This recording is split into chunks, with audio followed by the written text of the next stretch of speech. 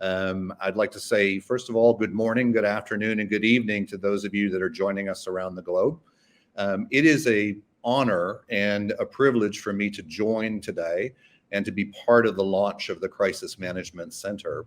I've been in this business longer than I care to admit, and it's rare that I get excited about a development, but I believe that there is tremendous potential with the CMC, and I'm looking forward to what's going to come from it.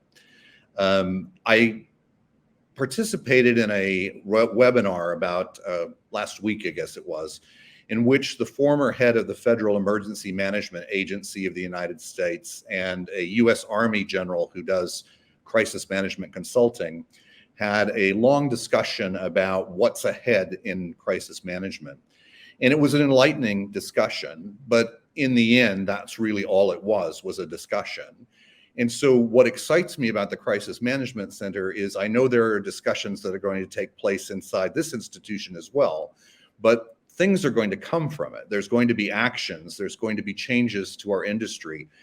There's going to be new processes and procedures that are advanced, new ideas that come from it. So it's exciting to be able to be part of this, and I thank you for inviting me to do that.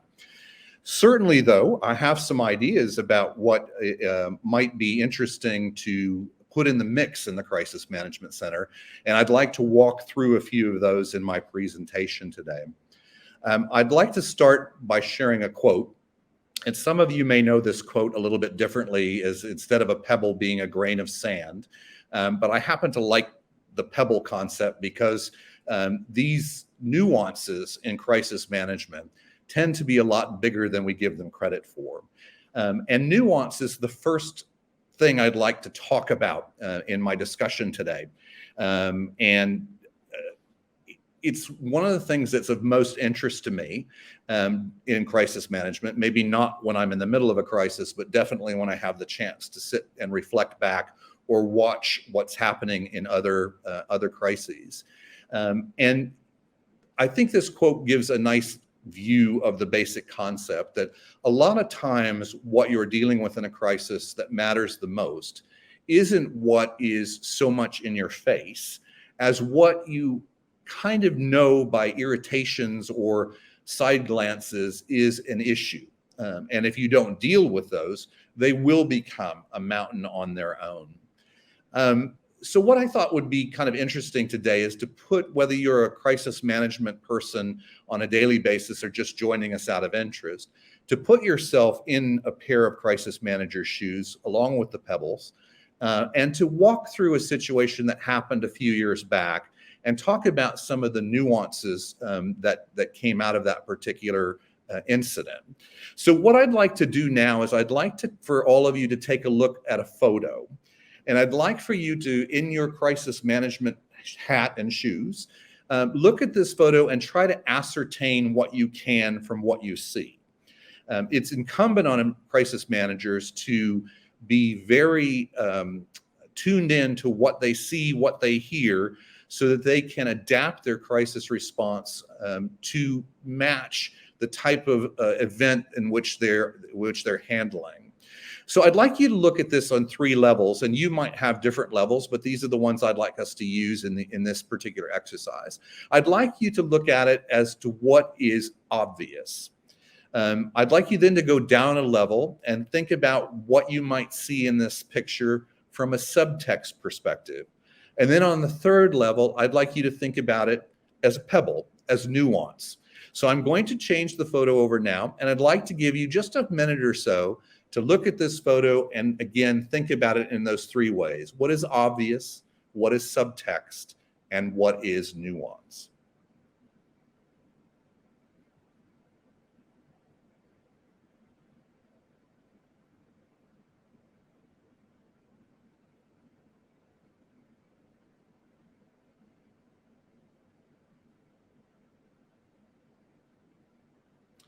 So just as a bit of background, this is a photo from the Malaysia Airlines MH370 response. And you might remember that MH370 is the aircraft that was flying from Kuala Lumpur up to Beijing, China, and went missing. And to this date, the major structure of the aircraft and everybody on board has not been located. Some pieces of the aircraft have been found over by Africa, but nothing substantial of the aircraft. And the majority of people who were on board this aircraft were from mainland China. And so Malaysia Airlines, based obviously in Malaysia, needed to mount a response up in Beijing, China, per their own plan and per the response requirements of the government of China. And this is a photo that was taken either outside the Family Assistance Center or near the press conference area, not quite sure.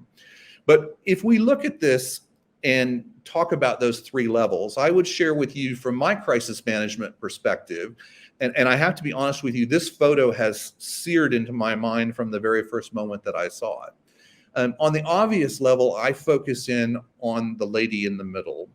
And what I see is grief. But it's more than grief. This is excruciating emotional pain.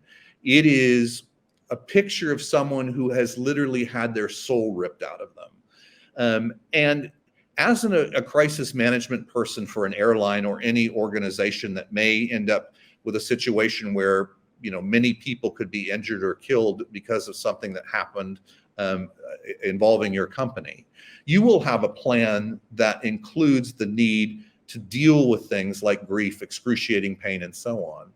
But I think what this photo does for crisis management people is remind us the extent of what we're talking about. This is not something that you deal with lightly. It's not something that you tick a box for. This is a person whose life has been dramatically altered. And it reminds us, even on that obvious level, that we need to look at that in great detail as we put our response into place. That next level down, what I would call subtext, I move to the two gentlemen that surround this lady. And the gentleman on the left has an arm covering his face, which to me, I interpret that to mean that he does not want to be dealing with this in a public way for whatever his reasons are, whether he just doesn't want to be included in the cameras and the photos and so on, or whether he doesn't want to be shown before he has an opportunity to talk with his family or something else. There's something definitely going on there that I need to be aware of. Just as with the gentleman on the far right, you can see I can't tell whether he's in shock or whether this is just a bewilderment at the moment or so on, but clearly he is uncomfortable with the situation that he's been thrust into. And there could be numerous reasons. He may be seeing the lady in the middle behave this way for the first time in his life. But what this says to me on a subtext level when I read it is that I need to be looking at the fact that I have taken three people who were anticipating going and meeting a loved one at the airport from a flight, and all of a sudden being thrust into a situation that is not something that they were expecting. So they're in unfamiliar surroundings, under unfamiliar circumstances. They're being handed and dealt with with unfamiliar processes by unfamiliar people. And this subtext needs to remind me again that as I try to work with these individuals to go through the processes that have to happen as part of the response, I need to find ways to be exceptionally respectful. I need to find ways to understand where they are emotionally as well as intellectually.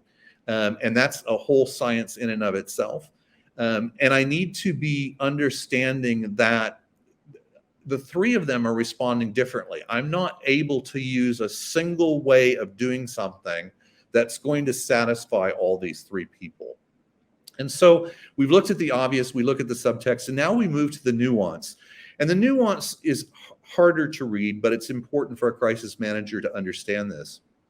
And it's not something that you're able to always grasp immediately. So there are three things I'd like to point out on a nuance level that Malaysia Airlines had to deal with in this particular incident that is encapsulated in this photo in ways. The first is about culture. Malaysia Airlines being a carrier based in Malaysia, the accident involving people mostly from mainland China, you can't just take something that would work in Malaysia and overlay it in China and expect that it's going to work exactly as planned.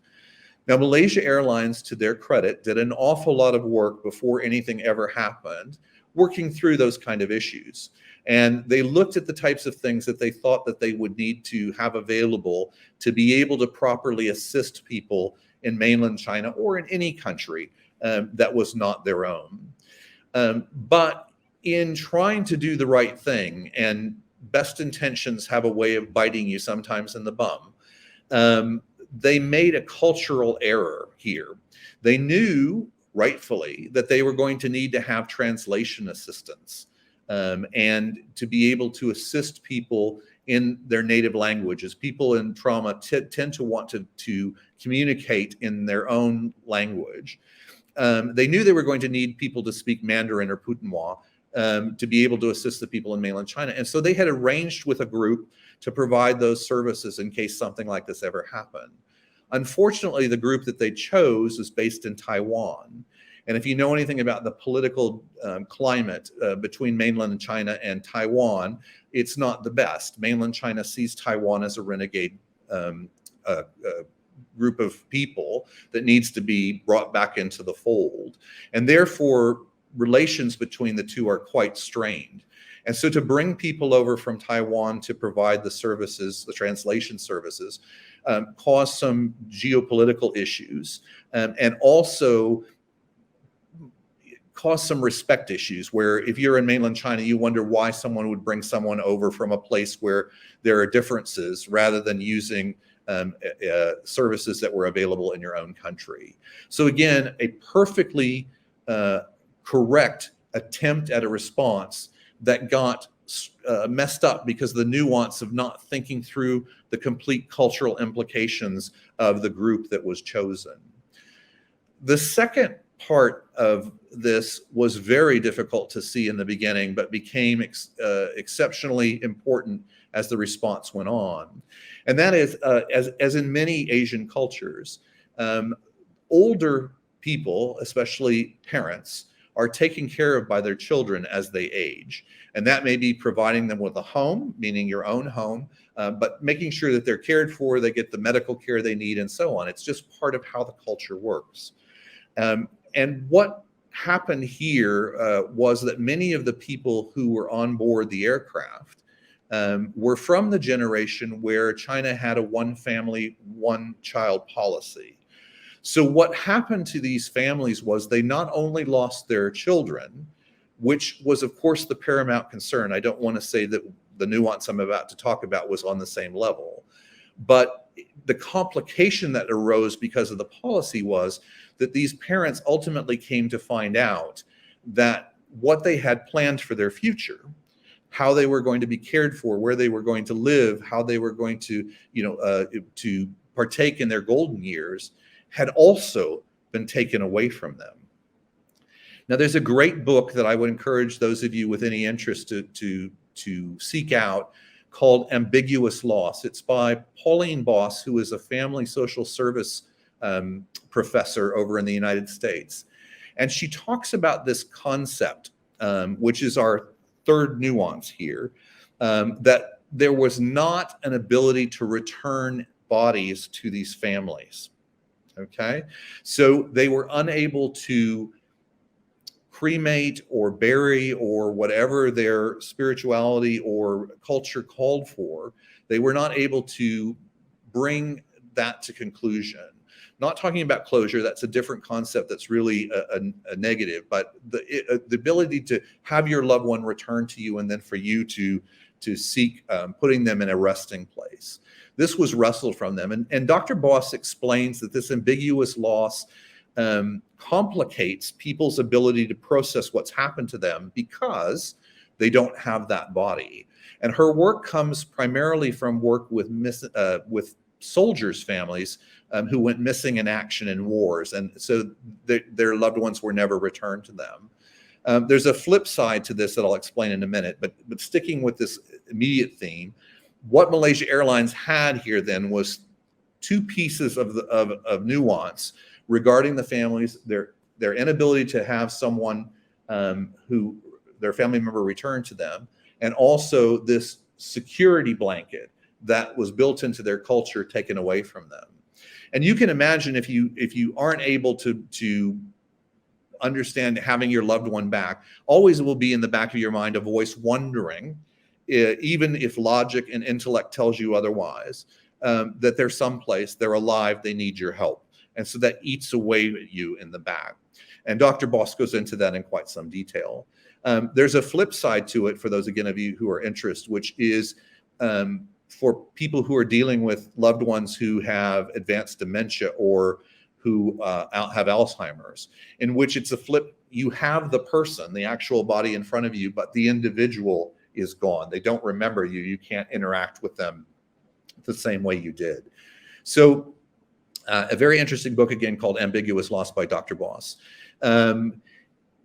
This nuance underlies what's happening in the crisis response. And as a crisis manager, you've got to be able to see these things, to discover them, because they impact how you're going to respond, because the people are living this, the people who are involved in this crisis. And you need, as a crisis manager, to be able to ensure that your response is going to take those things into account.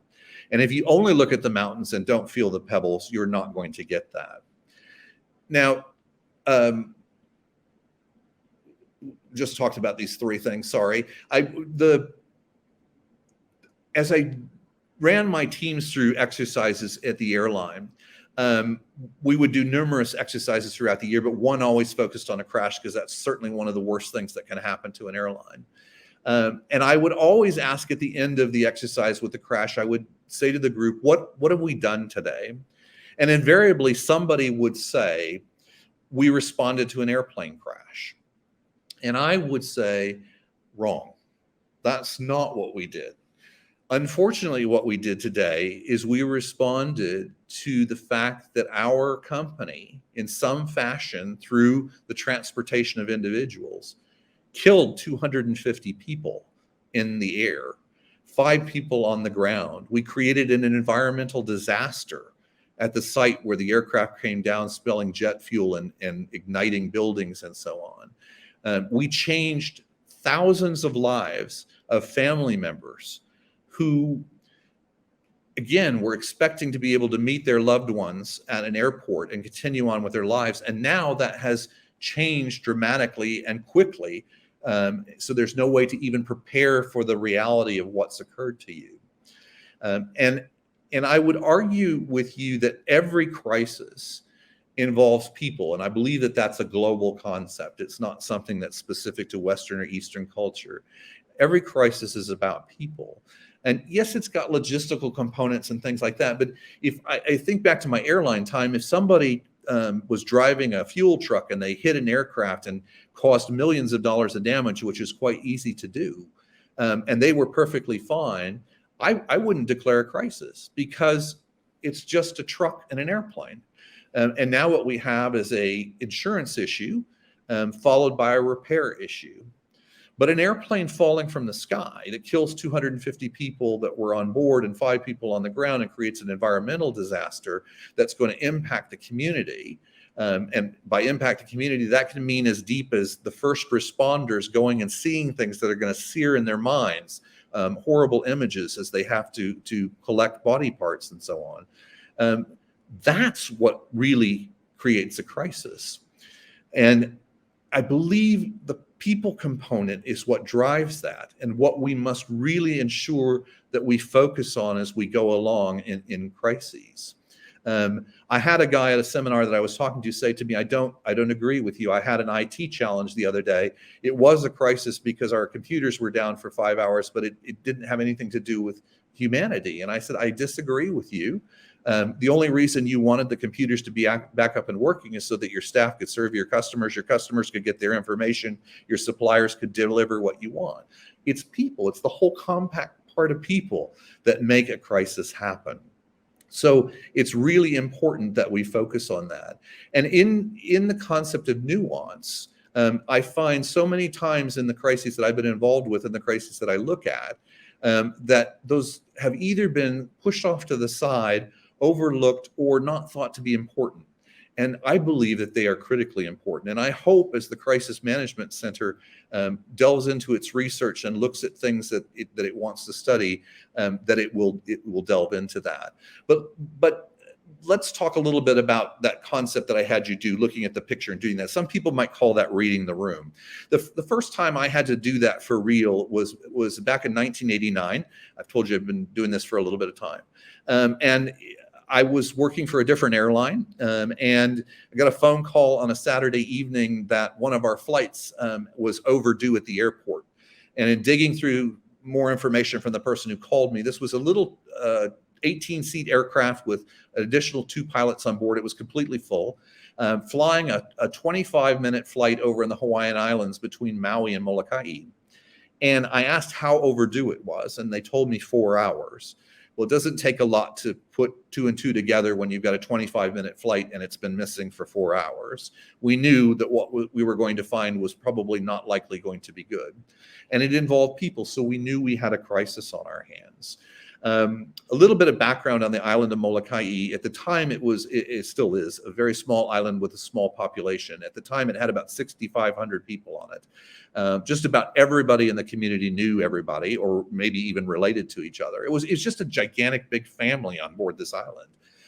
And the people on board the aircraft, the majority of them were from the island. So it was family that people were worried about. As part of our response, we were based over in Oahu, another island.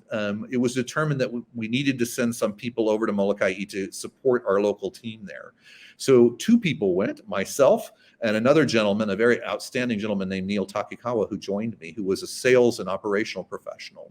And we hopped on one of the little 18-seat aircraft and we headed over to the island. And on our way over, despite the fact of having a generic plan that we could look at, we talked about what we were really going to do when we got there. And what we determined is, because of my background in communications, it would make sense that I would be the spokesperson and talk to the families and the media and so on. And Neil, because of his sales and operational background, would kind of stick in the back working with our people on operations and logistics. And that was our plan in the short flight over, and we landed.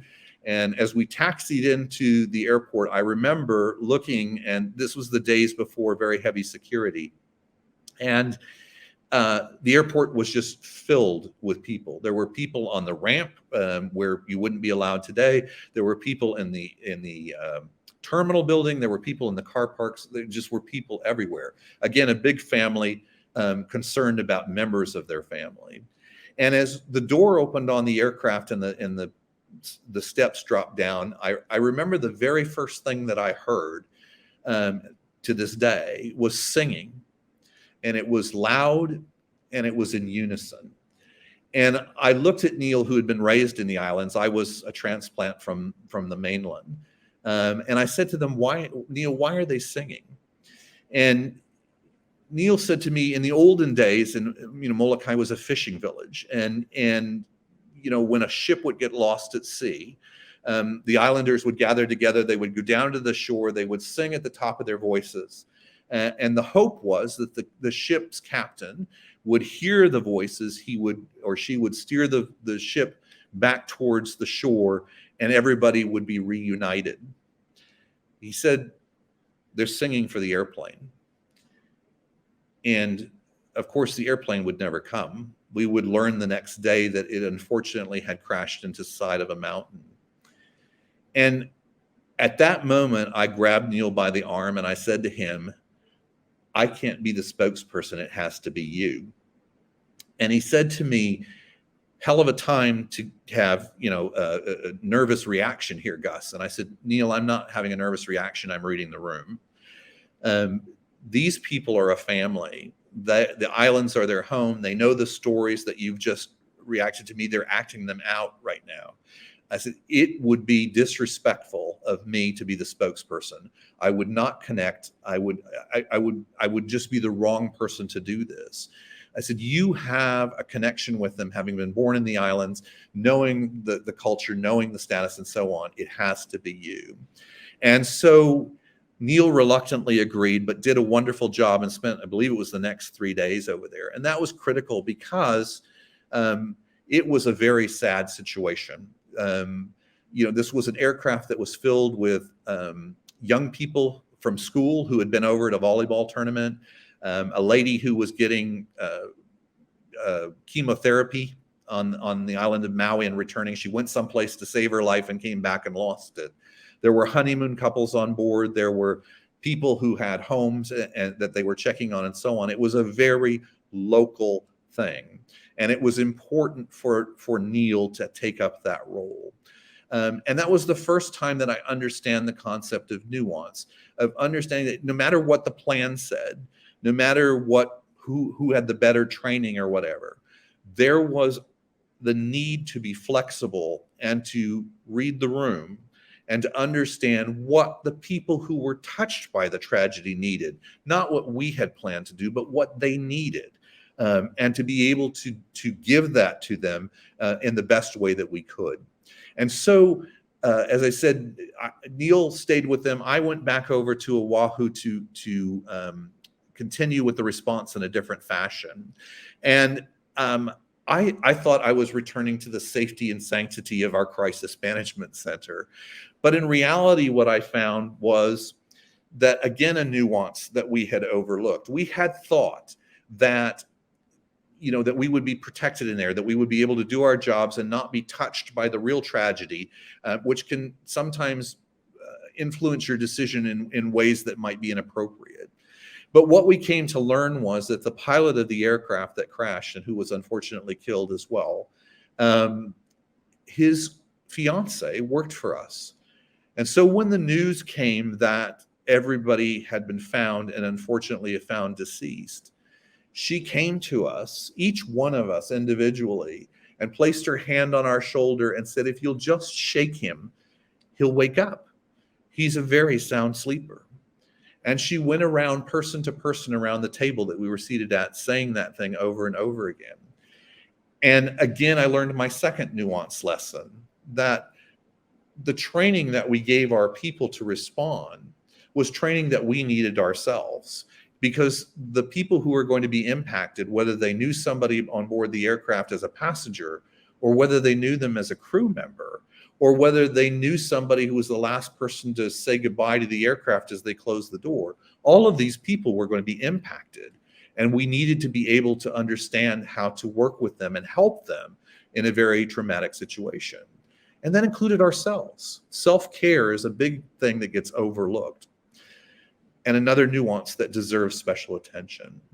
So I just offer up to the Crisis Management Center professors and the graduate students that will be doing research and so on, to think about that whole concept and the types of things that we tend to gloss over or forget that have a really dramatic impact on our responses. The next event I want to walk you through was another crash. This was when I joined American and took place about six years later. This was an aircraft that was going from Miami to 𝗕𝗲𝗵𝗶𝘀 just 5 days in advance of Christmas. And unfortunately, there were navigation issues and the aircraft ended up hitting a mountain. There were some survivors. Many died on the way to hospital, but 4 people actually ended up surviving the accident. But many others did not. Hundreds died on board.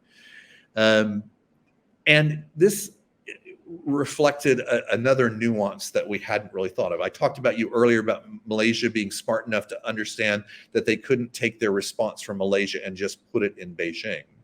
At American, this was, again, many years ago, we were not quite that adept and that smart and forward thinking at that point. We knew we needed to be ready for international issues, but not down to the details that we needed to know. And one of the things that cropped up, not unexpectedly, was the need to communicate in Spanish rather than in English. For those of you in the UK, maybe in other parts of the world, Americans have this thing on their shoulder where they think the whole world should operate their way.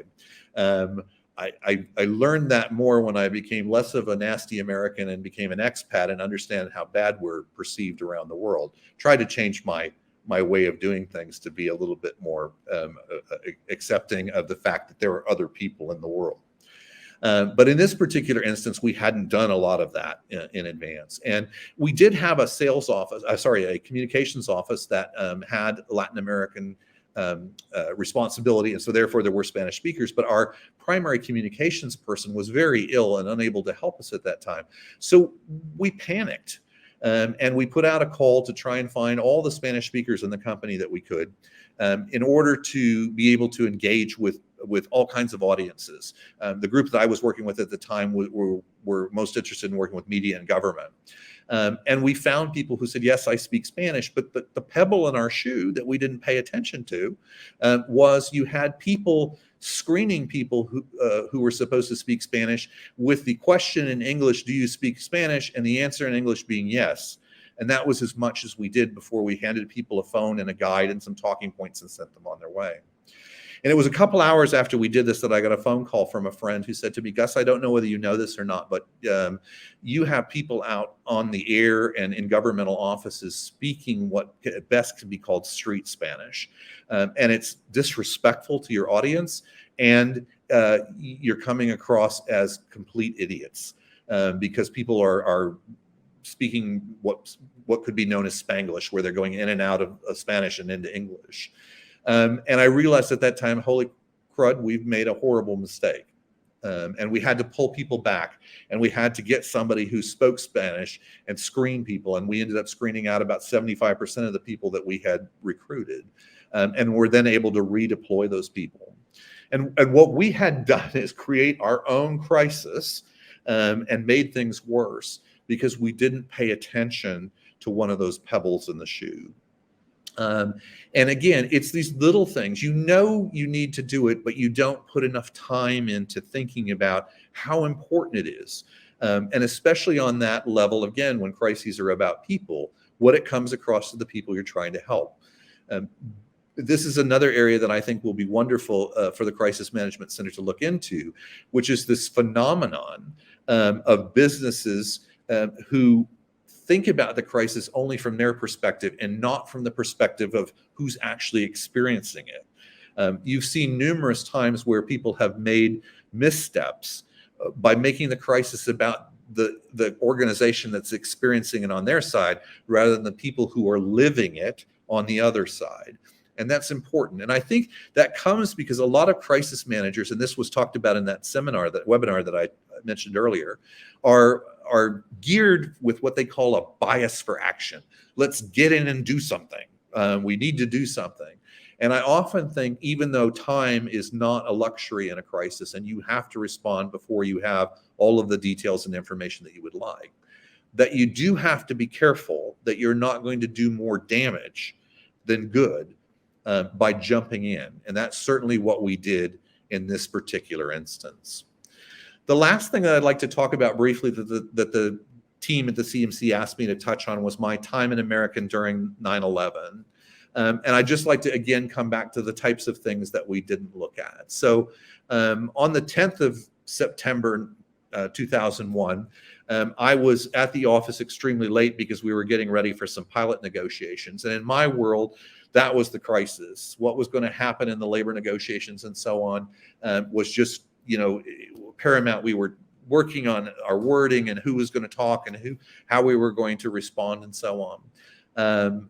And of course, none of that mattered the next day on September the 11th because of the terrorist attack, the loss of so many lives when the 4 aircraft were turned into weapons. And we had done a lot of work. This happened years after our accident. So we had gone through and re-looked at our crisis plans and tried to think of things. But again, one of the things that I think would be interesting for the Crisis Management Center to look at is, I think organizations lately have slipped back into, because of cost concerns and maybe the number of people being employed, a shrinkage of what we look at and the types of things that we think might happen to us. So in particular, when we looked at what we didn't do well on September 11th, we had planned for 1 aircraft. We had never planned for 2. And of course, we had the aircraft that hit the Trade Center and the aircraft that hit the Pentagon. We had planned for 1 location, not 2. We had New York City, we had Washington, D.C. We had planned for immediate deployment of humanitarian assistance, not delayed. And of course, the whole air system was shut down. You couldn't even take a train in the United States. Even some roads were very heavily patrolled, and it was difficult to move. Ultimately, we were able to get our humanitarian teams up and running, and via jet fighter escort, the planes took off and went to the locations where they could help family members. But that was never in our plan. And never our plan to be silent. And yet the first thing that came from the White House to our chief executive's office at American Airlines is you won't say a word. Everything will be referred to the Federal Bureau of Investigation, sort of the United States national law enforcement agency. You don't say anything until we tell you it's okay to say something. And for those of us in the communications team, we had never had any interaction with the FBI. It wasn't who we worked with. We talked with transportation people and travel writers and people that we interacted with on a daily basis. We had never thought through the possibility that something bad could happen in terms of us needing to interact with law enforcement agencies in this way. We didn't even have the phone number to the FBI's media relations team. And in fact, by the time we got it through our security agency, someone had not briefed that group, and we sent media over there and they sent media back to us. And ultimately we had a problem because we were playing ping pong. And of course, the media got angry trying to cover, the largest story that had happened in the United States in decades. On the nuance side, on the 𝗕𝗵𝗶𝘀𝗶𝘀, not being able to tell your side of the story is difficult. And I worked for a brilliant guy named 𝗕𝗲𝗵𝗀𝗀, who was vice president of corporate communications at that time. And Tim got very creative. He sat and tried to figure out what is it that we have where we cannot break any rules about talking publicly, but we can get our story out. And he remembered that we had a hotline that was recorded by our chief executive officer regularly, and that the media knew the phone number. They'd been given that by the unions or whatever, and called in and checked on what we were talking about. And he said, hey, let's do a hotline. We won't tell the media we've done it. They'll check and find it anyway, and we can share our message that way. We won't be breaking any rules because we're not directly communicating with the public, but we'll be able to get out there and share a story that it's important for us to share. And so that's what happened on that day. We did not say anything that was not able to be said, and we did not publicly communicate that, but we talked to our employees. The media dialed in, they heard it, and they were able to share that we were caring about what had happened because it sounded like we had just gone silent. Ultimately, we were cleared to make statement, and if you do research, you'll find that there were press releases put out later in the day and so on. But another thing I think the Crisis Management Center might want to look at is how you can repurpose things that you have in existence in creative ways to meet the needs that come up during a crisis. Who can help us look at that and think of ways to do that so you're not trying to spring into action at the time? Again, another pebble in your shoe. My time is coming up. I would just like to return to the quote that I started with because I think it's important. It's what I hope all of us focus on, but definitely I hope the crisis management team, the professors, the grad students take some time to dig into in more detail and try to find ways to help us from that. Because I will tell you something, in the 30 plus years that I've been doing this, I'll share another quote with you from a guy I know really well, and you can take this one to the bank. In any crisis, it's going to get worse before it gets worse. So it's important that we look at ways, again, to try and reduce that worse before we have a chance to get our hands around it. Look, again, it's a great privilege and honor to be part of this launch event today. I think this Crisis Management Center has the potential to help reshape our industry, and it's important. It's interesting to think through that crisis management as a profession is really not that old, even though crises have been happening forever. But professional crisis management is not that old. So it's really a great thing that you'll be able to do that. I hope that some of the things that I've talked about today might have piqued interest in the crisis management team or others who are listening in. And now if we have a few minutes, I'd be happy to take some questions. If not, or if you don't want to ask a question in public, you can always shoot me an email at august@thewindshear.group.com, and I'll be happy to answer it after the fact. But with that, I will turn it back over to David with my thanks. Thank you, Gus. Yeah, we've probably got time for a couple of questions before we break for coffee. As Gus might not be able to hear you in the room, I'll relay the question to Gus. So has anyone got a question they'd like to ask? Okay. Yeah. Okay. So Gus was talking about nuances, and this is his main kind of thing he was trying to get across, I think, in his talk. And what the little stories he gave us illustrate were that nuances are everywhere and catch you by surprise, and can be kind of multiple. How do you spot nuances, and how do you identify the ones that count? Okay. I'm not sure if you heard that, Gus, but the question generally was about, obviously, nuances can be, there can be multiple amount of nuances, and it's kind of about how do you identify those nuances, and also how do you identify the ones that count the most? So I think, again, and this is where I think the Crisis Management Center can do some research and help us. I think the first thing that starts out is training crisis managers to look for them. And because if you're oblivious to the fact that they even exist, you're going to step over the top of them regularly. What teaches you about nuances, unfortunately, which is the case a lot with crisis, is experience, where you miss one and you figure out afterwards, oh, wow, that's something I really should have paid attention to. But I think, again, depending on the type of crisis, going back and researching what's happened in the past, training crisis managers to look for that in the future is a good way to help them do that. And I think there are ways that you can, again, with some time spent on it, that you could probably build some structure into it. As far as trying to figure out which ones will bite you and which ones you will not, I don't know that there's ever a science to it, but I think if you sit and discuss each of those things that you see with your crisis management team as part of that response that you're guiding, and you look at it from a holistic perspective, so you don't see everybody in the room as just whoever's wearing the name badge that they came with in the organization, but who they are as a person, their experience that they bring as an individual, their cultural background, their religious background, their educational background, and so on. People will raise things by saying, well, that may not seem like something, but in this particular culture, my guess is we should look at that a little more closely because of X, Y, Z. So I think if you raise that and discuss it, you'll be able to do that. A lot of organizations on the social media side have come up with a guideline that helps you try to figure out whether someone's a troll that you need to, that you can ignore, or someone's got enough followers or influence that you need to pay attention to. Again, I think we can work towards something like that. Ultimately, in each crisis, they're different. It'll be up to the crisis management team to figure those out. But I think there are ways that the Crisis Management Center can help us through your research, try and find, again, the training that needs to happen and the kinds of indicators that something's amiss. Thank you, Gus.